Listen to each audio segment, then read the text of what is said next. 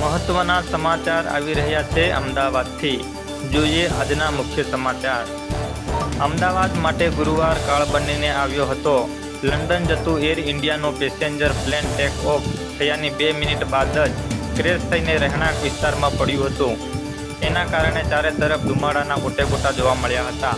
આ દુર્ઘટનામાં 200થી વધુ લોકોના કરુણ મોત નિપજ્યા હોવાની શક્યતા છે।